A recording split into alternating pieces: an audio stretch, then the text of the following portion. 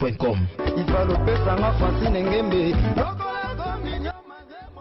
congodialogue.com.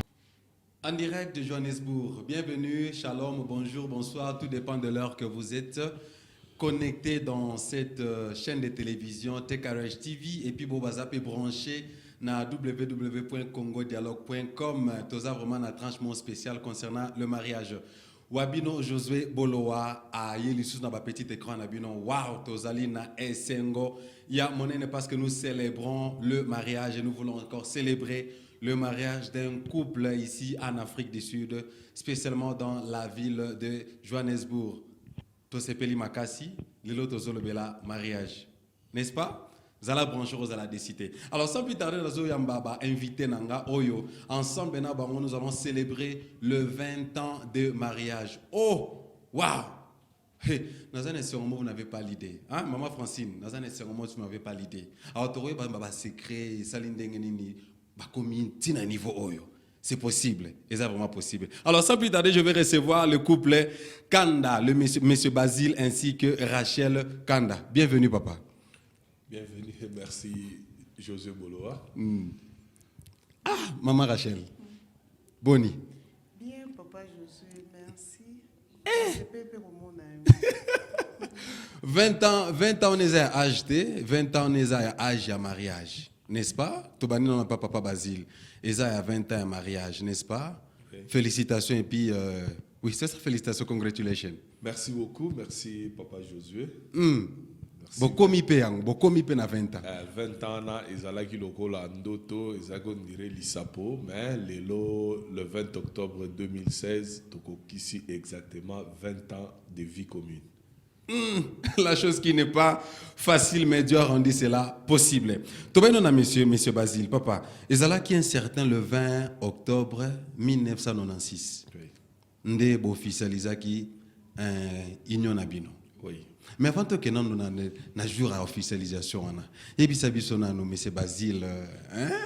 Et ben non ndeni okutana petite sœur moko boy, l'équimo boy na quartier na komba Rachel Kanda.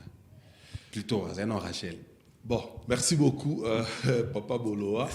Nabanzi na ba post na ngai na page Facebook avant dato ekoka na beta ki mo mukeli solo wana. En fait, ngai na mwasi na nga tokutana ou tobalana ndenge batu nyonso babalana te. Ok, peut-être ndenge batu nyonso bazala te.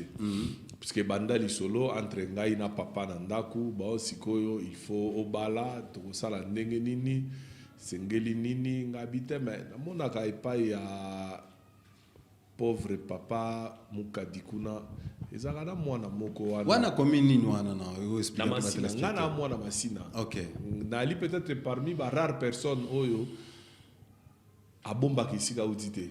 Vraiment. Parce que quand tu as la commune Songolo, ils ont la qui sa éducation à Moutouté, ils ont la qui sa personnalité à Moutouté. C'est ça. Donc, ngana moi na Masina na avenue Njoku numéro 34. Des places na bandi première année primaire nanga ti na sali université na silisi wana. Alors na zonga na Mama Likambu, et bandaki ndengwana, ye pa lobi habité, na mona ka mwana wana, d'abord tomatakane pe transport mingi tango na kendaka musala, mais na mona kaza mwana ba problème te, bona boye. Ça peut être une bonne femme. Ah, c'est vrai, bon to bengana mama totuna. Bengi mama, t'as la problème wana papa siko. Mama t'as la problème ezali awa boye na boye. Mwana wana kapi, yo mona kenda habité, ngai pe na mona ka bien, aza mwana ya ba problème te.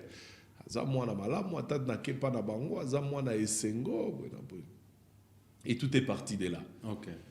Alors, sikoyo anecdote moko ezali que ba famille ezalaki vraiment proche. Parce que papa nanga azalaki vraiment ami à papa naye. Grand frère aîné na bango ya mobali. C'était un grand ami à moi que je salue aussi en passant. William Bella Kazadi na pesa ye kutukombo. OK. Ya mwana nanga suka. Alors kokende ko banda problème munene ndenge wana. Okobanda yango ndenge nini. Nde to komoluka ba stratégie. Alors, pendant la stratégie, il fallait que benga petite sœur ou la ninga na sima. Ok. Tina. Kuna ba ebio yaya. Voilà. Ya Basile. Ya Basile. Voilà. Nde na bengi to bengi petite sœur, to vandi biso 4, to vandi ko raisonner siko to ko sala ndeni bon décision ici ezwami. Il faut ko kende kuna. Bon mama yo kende ko mona mama na bango. Petite sœur kende ko mona grande sœur na bango. Otindi be mise. Comme ça so moni grande sœur na ba te petite sœur il fallait que no mona grande sœur na ngonga na landi. OK. Ba solo la nae puisque grande sœur na ngande baza génération moko na grande sœur na e. Et petite sœur na suka a ko attaquer ye suka outi classe. La stratégie salami ngai na boya ko bima na suka innocent. C'est comme ça que tout est parti. Parce que oyo amoni amoni bon crainte ezalaki que siko batu bakolobani mais à la fin on a compris que ezalaki nzambe puisque ezalaki inceste te voilà ezalaki pe na barrière moko liboso te ezalaki inceste te kwa kabanda bengo ya Basile ezalaki na barrière moko pe ya mura ya quartier ezate ke ya botama grand azaki ya kaka ya quartier te mais ya puisque ba famille ekomaki vraiment et je pense que l'une des causes aussi il y a stabilité na biso lelo eza élément wana peut-être opposé yango mais je voudrais souligner cela ezali élément wana pourquoi puisque lelo même ceux qui ngai na sali mabe tozo mitala biso mibale te tozo tala bana o toboti te mais toujours tala esika relation wana euti voilà parce que ceux qui ngane toujours ni problème mais aka ngane ba toujours na problème te eza ba papa ba maman ba famille ba ndeko ba nini alors à chaque fois qu'il y a un problème toujours zonga na raison wana to bi bon biso de to luka ki makam to ke no pensa ba famille ba tuté maman to bongisa to fanda et les 20 ans voilà ya Basile tozana en étape ya Basile na ba téléspectateur bolanda biso olobi bosala kito bengo ma setup mo muke réunir ça na njwa famille mais na ina tout na mo muke kozonga ka mo muke na sima ya Basile to bengo ya Basile na minute to na ya Basile yo monaki d'abord liboso n'est-ce pas c'est pas des qui arrangement ya famille na mi monaki na moko misu na ngami balende misu monaki munoko lobaki munoko lero na ekoloba neni ozo comprendre situation la ndeke Josué munoko lero bon nakoba kisa eloko mususu oui et pas ina bango bango bazali na masina pe na auto bengi route ya Siforzal en face ya terrain ya Sadelmi terrain Sadelmi de terrain et moni biso nyonso ko grandir na makamba ko beta bale donc soto beti bale na terrain na mita toujours kita mbala moko na lupango na bango toke omela mai kuna moni ba terrain eza na ba vestiaire te donc vestiaire na biso ezalaki nzete ya manga na bango nde place bandaki ndeko pema na mi-temps donc proximité ezalaki makasi alors na ngamoko kaka na bima na ba non petite sœur omoni ngande na liawa na lelio na bala yo et ko ça la scandale pour ceux qui na lobiango akefu na ngate pa na bango il y a la maman na problème donc yango na to inverser qui rôle au lieu ngai na banda allez otina be famille et bandi voilà si ko ngande na ko attaquer na sou ngande na 20 ans on la famille 20 ans ngande na zani na ndam voilà 20 ans na monsieur Basile Kanda azananda kuna mama Rachel Kapinga lobby le loi comme maman Rachel Kanda. Nazong non n'est pas un maman, bah téléspectateurs tous célébrer 20e anniversaire il y a mariage à couple Kanda sur la région de Bissau tout à l'heure là. To ba ina histoire on ndenge bandaki hein donc elo nyonso ezalaka na fondation Moroboy n'est-ce pas tant to moni Carlton Center to moni Sozacom ndio na niveau Kinshasa wana na boulevard to fondation eza na kati eza na sewana. Maman Rachel hein petite sœur Rachel Kapinga lelo za maman Rachel Kanda yebiso biso nanu tango ba yoko peso nouvelle wana hein ba famille ba vandi grande sœur ayoko kutana yo abomwende ezabwe omwe ya wana asa chao déjà misu hein donc asa déjà prêt yo sentiment nos agindeni. Merci beaucoup papa Josué.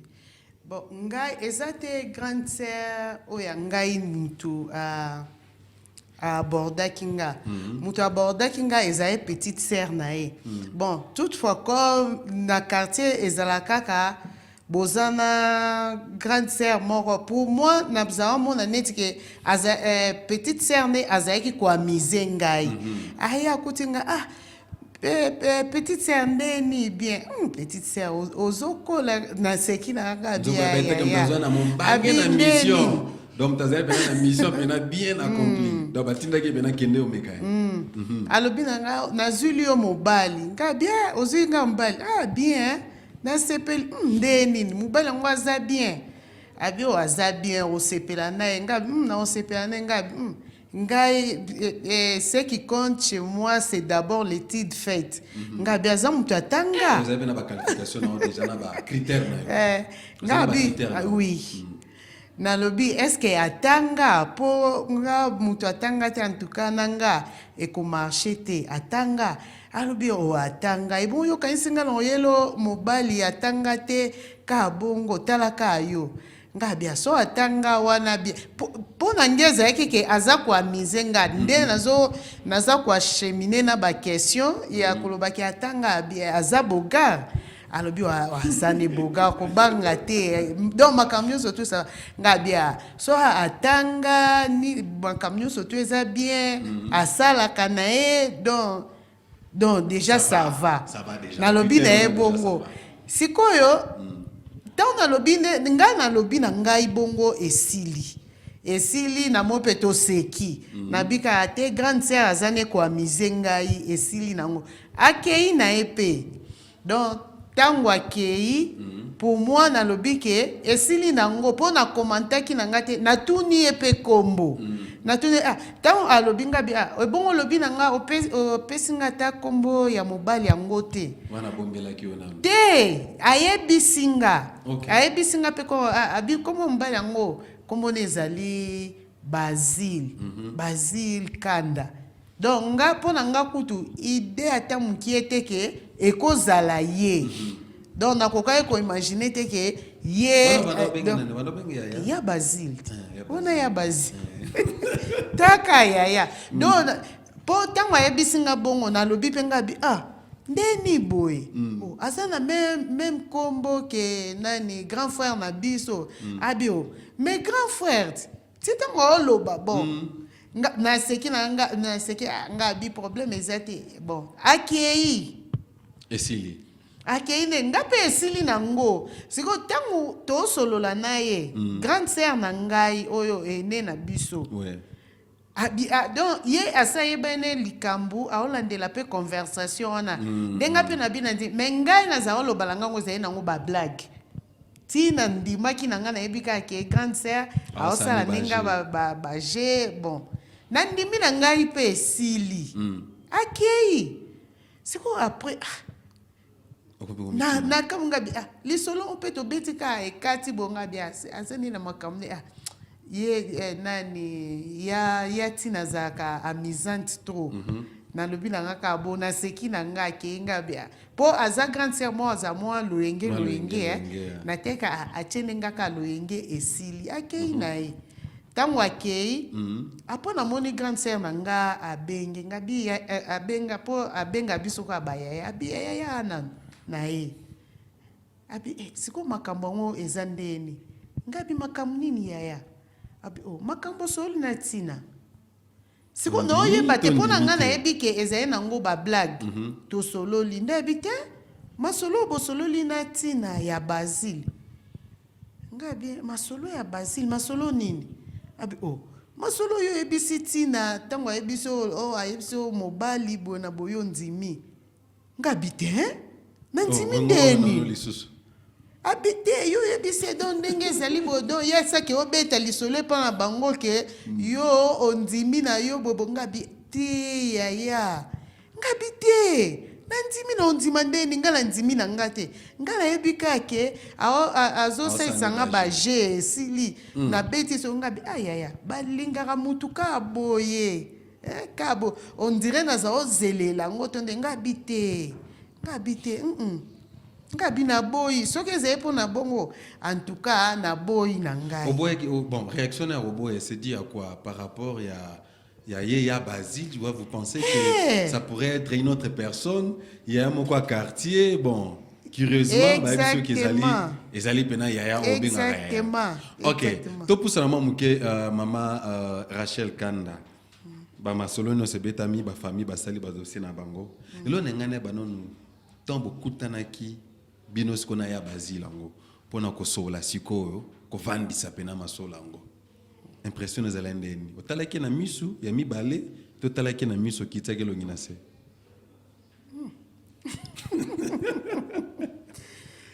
Nga. Première rencontre. Ozaki lo la yaya kaka to bon. Hein? Exceptionnel. Bon, courage ezala nango pourtant on était dans une nous ba série moko boye pour dire ya zaya ngabi alingosa nga vanti to nde nini po eloko pe omoni ta na sina eloko pe ko sala na moni na ba parents bakoti na makambo ngo donc siko na moni lokola ke do elo mo bo ese kangi ngai na mo ndenge exact siko na komota na ta na ke pe mama biso sololi na to sololi na mama ayebisa ngabi oh mama yetu ya Basile ezala no nde nini ezande nini ya Basile ngana nde mama bite esa na ngope loko te mais yo ye tala kaka ba famille bona bonga bia bon ngana tala ki donc tout droit aussi oh ok ngap souci na ngana barango na temps bokuta niveau mabino mibale siko bon ba famille c'est bandimi na bango un moment motema pe dutaki nango quand même mais c'est par après au mon ami nazo na pas papa ya Basile. Nous avons un système à Basile, pour comme monsieur Basile après. Réaction à yon tant beaucoup d'années. Mais c'est déjà cette étape. Ma famille bandimi procédure ya ko kangalupa ngwe salami. N'est-ce pas pour appeler Sabino Nzela ezala nonde. C'est wana mutu procédure ya ko kangalupa ngwe zate tangu makabwe toleki na stade de Bosoti. Il y a introduction, présentation, nini siko il faut de beaucoup na moisi. Alors, Nabi a assuré dans le but que nous avons coupé la nez par la bango. Nous avons retour de vos pesate. Il faut que aille à l'anda pour pas la biso. Ok. Alors, aïe, tu vandi solo là, n'expliquer. Wana bino mi balé, wana bena en face. Wana biso mi balé. Bino mai bota na expliquer nga bino, moni yo yebinga, o yebi vidanga, o yebi passé nanga, même si o yebi ngo mingité. Mais o yebi ngo ata na masolo, nini donc.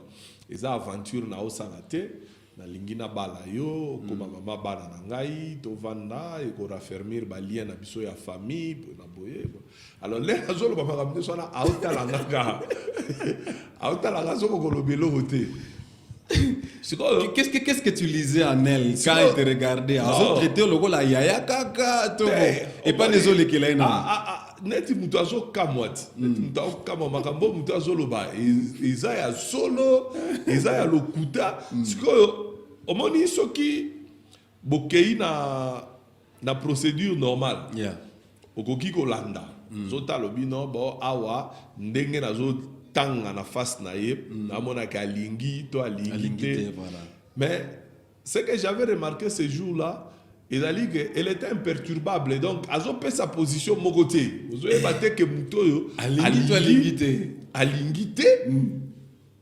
alors ti na suka na silisi goloba aibsinga ok tokotala wana bandola wana français tondo bona lingala ba parole na mutema po loba yo yebiga mutema na po loba so to abana masina malgré français zage belé totangi na ba bonnes écoles mais makamono ko loba na français ko loba na lingala lela yo penza tala rara petite na wana ko loba na lela yo te wala stade ko lela yo eseleki to za la stade ya makambo libala to vandi za mna mama donc to so loba ngona ndenge yake il faut to balana donc ba escroquerie wana ba fioriture wana ezate za makambo na yo chama ramna mesa penza to chama ramna mesa voilà mais siko imaginez que boloa au lobby après soki 45 minutes mutabiso kaka ok tokotala siko ok tokotala wana oyebite asepeli to asepeli te andimi andimite Donc namoni balamo que nyonso na salaki, nyonso ba famille ba salaki, on dirait eke na mai. Sikoyo ezala grande sœur na ye oyalandi. Ouais. Yende plutôt nazalaki un peu plus proche na ye. Natanga bi oyo siko niveau to komeli. Il faut nga moko na sala ki mobali na nga. Violence à mobile ici quoi. Nde na ke komona grande sœur na ye. Na expliquer habité omoni leki na yo, eza ba aventure na o sala te, eza makabo sérieux na bala ye, na boye, bino boye binga, donc muto akoki ko edenga awa.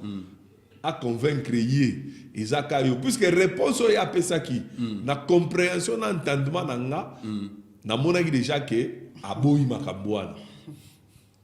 Alors il fallait kokende ko attaquer pa ya buto yo ya koki ko yokela facilement. Mais je t'assure Boloa si on moni to komi awa Ouais. ezali facilité. Ce n'était pas facile. Ezali facilité. Voilà, chers téléspectateurs, vous avez toujours branché dans TKRH TV, vous avez branché dans le site internet Congo Dialogue. Vous avez célébré le 20e anniversaire, il y a couple Basile Kanda, couple Basile Kanda ainsi que Rachel Kanda Lelo, vous avez célébré le 20e anniversaire, il y a mariage na bango, vous avez ensemble, vous avez partagé l'île conjugale ensemble, au Togo développé, na ba minitu ezoya. Même question à poser à M. Basile Kanda. En dehors qui petite sœur Kaping, les lois commis, les lois à Madame Kanda. Qu'est-ce qui t'a plus marqué? Oui, bisango déjà, mais tu ligne en public, en live, 4 que mon babazolanda biso partout dans Mokili. Je crois que cause d'appel message, je peux taper dans un couple, je peux taper dans le monde dans un mariage. Qu'est-ce qui vous a plus frappé quand tu vois Rachel Kapinga d'abord, les lois comme Rachel Kanda? Bon, merci Boloa. Je pense que au-delà, il y a aspect extérieur. Oh, mutunyo sazalagana ba critère na extérieur. À d'expérience que tu te montres à côté donc Harry ça so confirmé donc ton di maté que tu as 20 ans ensemble. On dira ça mon amour ce il y a 12 ans Rachel on dira ma petite fille mo bazana na école primaire ba kito que zarak. On a déjà été confirmé. Donc ce qui to longoli aspect wana d'abord ezali nanga. Na kaka kovanda na mwasi oyo alobaka mingi te. Alors j'ai trouvé en elle une certaine douceur atana koloba koyoka zoyoka soki mutu azoloba, elle prend son temps ya koyoka. Et puis au-delà ya eloko wana peut-être eza na batu mususu bakoka tsaketa ou mwasi alobaka te aza kimia c'est kaza faible. OK. Mais au-delà ya kozanga koloba wana, il y a une force de caractère où ça se dégager na kati na ye, ozo sala ke atara zo kende na kobunga. Na kimia wana ndenga zo yebisa yo, oko sentir que awa oza kutata lelo ko sala te, il faut kaka ozonga. Omoni. Alors na ba circonstance nga na koleli, na ndenge oyo na koleli, j'avais plus besoin d'une femme comme ça. Oyoke akotika te puisque de nature naza mutu mona za têtu donc so na lino sali kamuna ngo sala ndenge nazo sala ngo wana mais komona yebiso a expliquer que omoni nzelo eza bien te ndenge to sala ngo bo eza bien te bo na boye il faut zonga olandeli po moni que soko o cheka têtute so continuer pe simbité o perdre pe ba mbongo o perdre pe ba temps ba nini. Alors pour moi c'était une bénédiction. Puisque oyo nazalaki kolinga lokola ba caractéristique ya mwasi oyo esengelaki na vanda na ye na kutaka ngwepa na ye. OK, tu avais en tête, c'est ce que j'allais plutôt demander, tu avais en tête en toi, je sais que liba leza lipamboli nzambe, n'est-ce pas? Nzambe nemta planifiaka makambu nyonso. Mais biso lokola bato comme la Bible déclare que l'on propose, n'est-ce pas? To planifiaka. Mais nzambe ndaka ko confirmer yango. Tu avais déjà en toi en tête que non alingaka gère à moi si boy par rapport à comportement nanga. Oui, forcément, puisque par rapport à ndenga nazaleli, naza un peu exigeant, naza un peu têtu, naza un peu nalinga mambe sala maboye. J'ai prié que je m'imaginais que moi si nanga za la paix boy répondre à ba caractère boy. Oui, puisque eza lokola mutu soki ozokola. Tu te fixes un certain nombre d'objectifs pour la vie, non? Oui. Non, la vie n'a pas la musala boyete, souci n'a pas la musala boye, na vivre vie à boye. C'est la même chose aussi dans le mariage.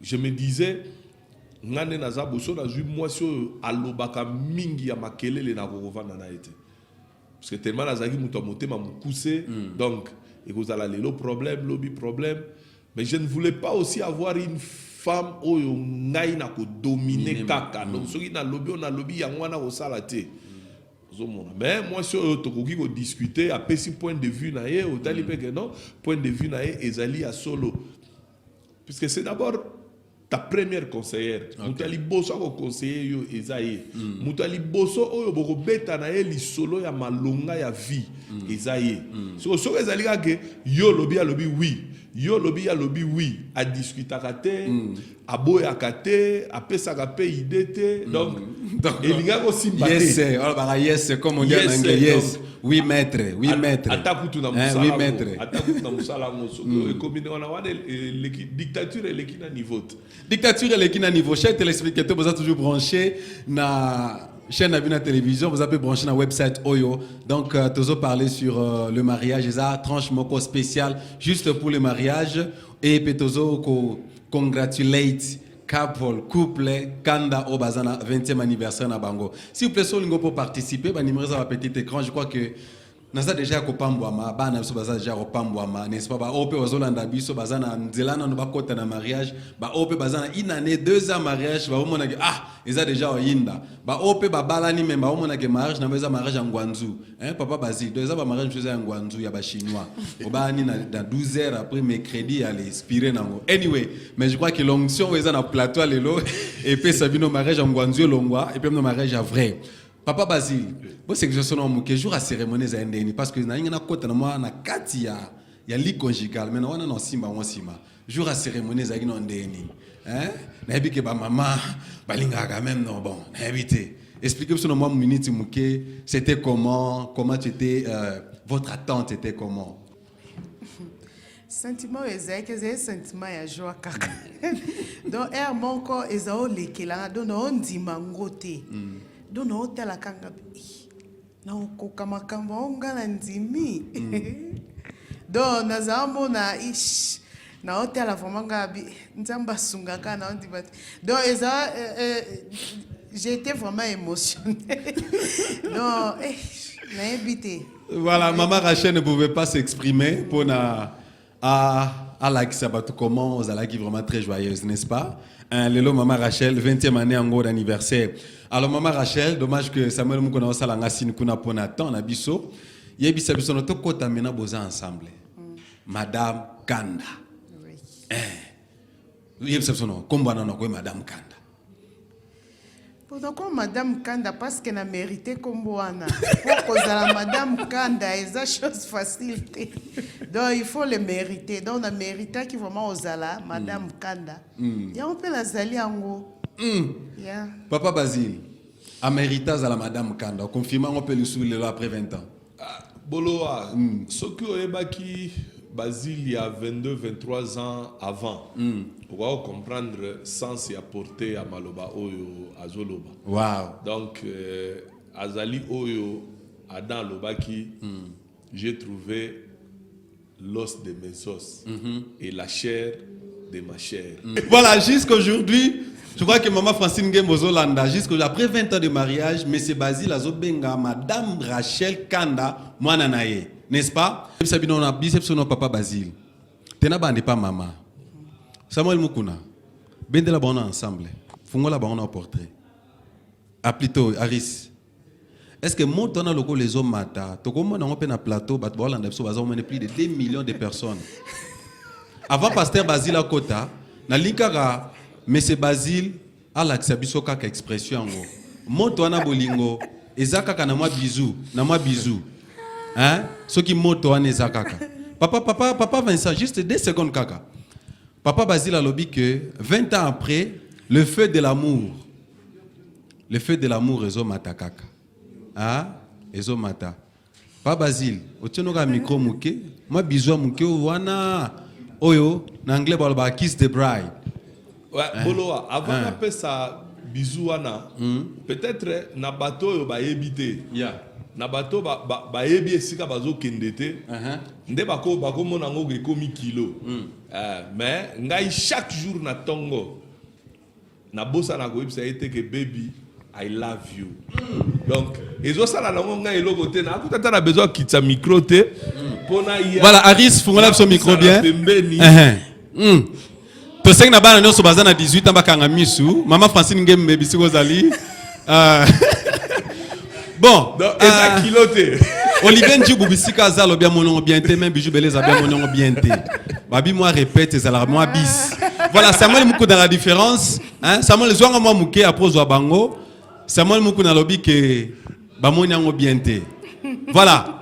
Samuel pesanga riselvia ben abaomi bala après 20 ans. Mais c'est Basile à lobby que jusqu'à aujourd'hui, moto na bolunge matana en kaka. Bino boira na 3 ans pas maso 3 mois. Na peut-être sur mariage en Guanzu, tu es solo penza. Pour nous yamba même bisou na plateau boy. Je vous garantis que l'émission est live et en direct. Zabiso, basengi bis, ba téléspectateurs bazan Angola, ba na Londres, kuna basinka bisu muke, ya moi bisou lisusu. Voilà. Samuel Mukuna, Aris, fungola na bango bandela moi muke po il est que ça la bien na pasteur Magloire. Ataba lobi na pesa ngo 20 fois. Voilà. Na opesa nanga, eza habitude nanga. Voilà. Eza bilei nanga chaque jour. Voilà. Abeza bilo à chaque jour. Merci beaucoup, merci téléspectateurs, merci. Nous célébrons le 20e anniversaire du couple Kanda. Ce n'est pas facile. Vraiment, vous supporter Bisso, les téléspectateurs, mes internautes, vous supporter Bisso. Liba les Lengi. Après 20 ans, vous continuez de regarder mon toana. Papa, couple Kanda, 20 ans après. Malobézé Panayo. Il y a bénédiction. Conseil nyoko kopé sabango lisusu. Pour les balles, nous ezala heureux. Ndenge bovandi boy. Bo mekaki ko sala ba règle moko boy. Ngana pesi bino po bozongo.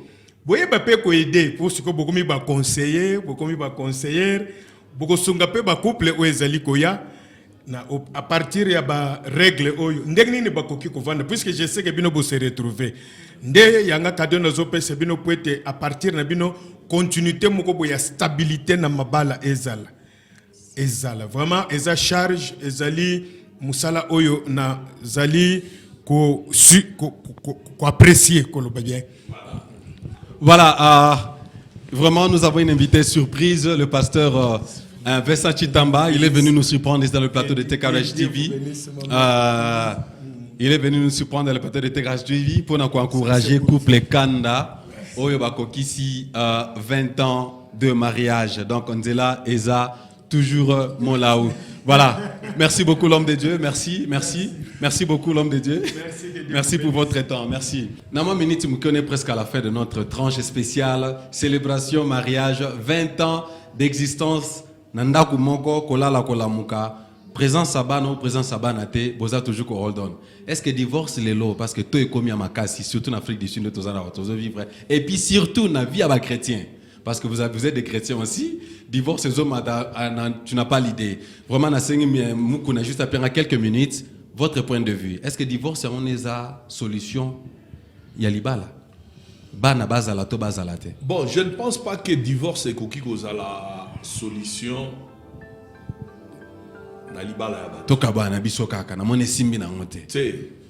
Puisque d'abord, tu as condamné peut-être le divorce les lots. Mais il faut tozonga. Fondement ezani. Bobalana ndengeni. Bokutana ndengeni. Bobandela ndengeni. Quand les fondements eza déjà mabé. Même ici ka bozo tonga. Boba no tonga na ba brique oyo ya munene oyo ya mukie oyo ya kotengama oyo ya kogumbama. C'est pourquoi na ba jeune o bazo kota na mabala lelo ou bazali ko aspirer na kota na mabala lelo nazo senga bango toujours eloko moko que il faut soigner, il faut s'assurer que fondement oyo bozo tongela eza ya bien. Divorce ezali conséquence.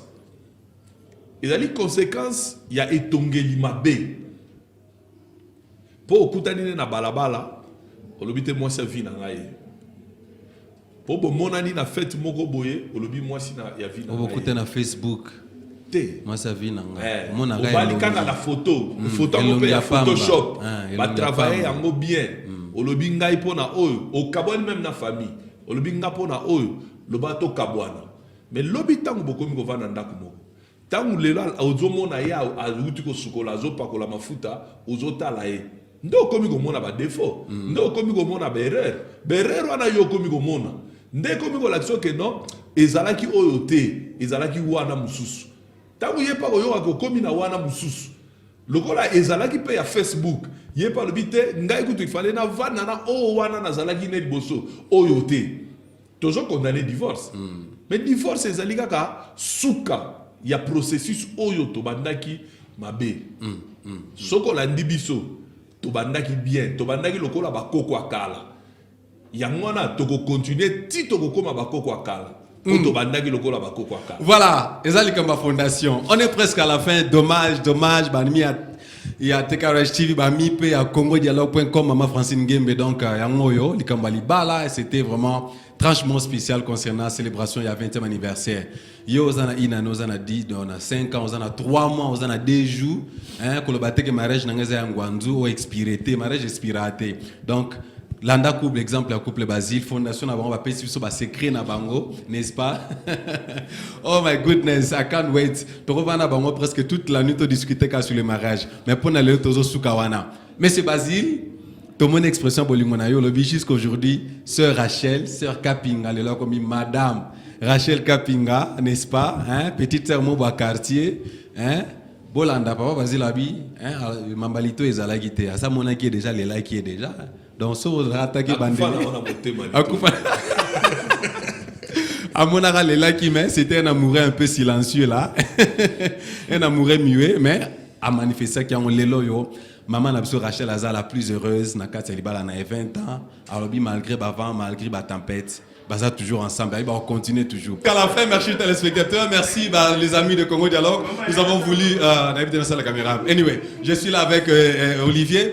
Merci, ça c'est vraiment live, broadcast. Na niveau Djobour, na niveau Afrique du Sud, Wabino José Boloa, que les gars toi encouragé, va couple marié ou va l'année qui année passée, 10 ans passés, 5 ans passés, Babi Sodia to comme na 10 ans mon boyé, to la nara donc on est vraiment très encouragé.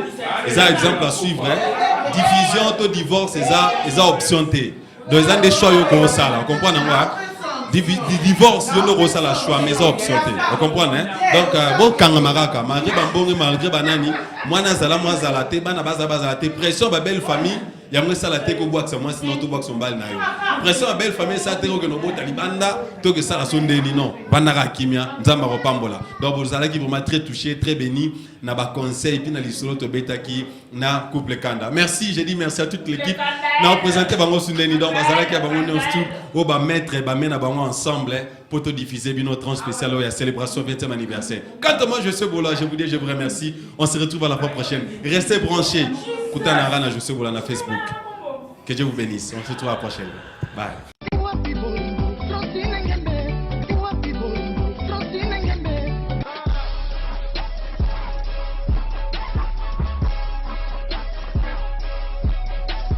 congodialogue.com Il va le faire, ça m'a fasciné.